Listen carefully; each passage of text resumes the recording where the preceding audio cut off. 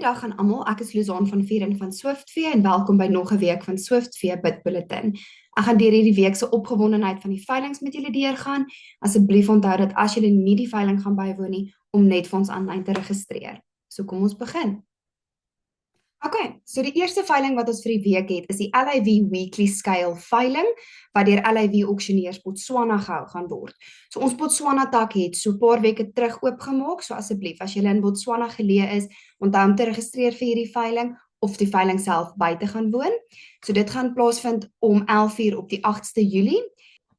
Dan het ons die Guland Simmetaler se 17de produksieveiling, wat deur Karoo Oesch Vryburg gehou gaan word, op die 10de Julie om 11:00. Hierop aanbod het ons 40 bulle en 40 vroulike diere. Julle kan dit weer eens registreer op View Auction. As julle by View Auction ingegaan het, gaan julle kan sien hier's 'n hele paar lotte wat opgelaai is, as ook geboortedatums, en julle kan dit bietjie meer uitvind rakend hierdie veiling. Dan het ons die Niles Fly Game Traders wildsveiling, wat deur Vleisentraal Bosveld gehou gaan word op die 11de Julie om 11:00 in Limpopo.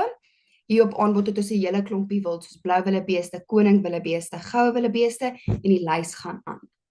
Dan het ons die Battlefield Bovelders auction veiling wat deur AAM gehou gaan word op die 11de Julie om 12:00 in KwaZulu-Natal.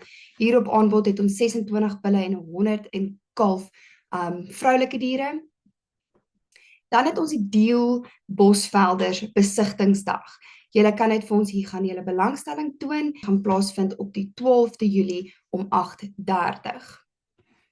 Die 12de Julie om 11:00 het ons die Nikoro wildsveiling, wat deur Vleisentraal Klerksdorp gehou gaan word in Rustenburg. Hier het ons ook 'n hele klompie wild wat op aanbod gaan wees, soos blou willebeeste, elande, kudu's, waterbokke, kameelperde, en die lys gaan aan.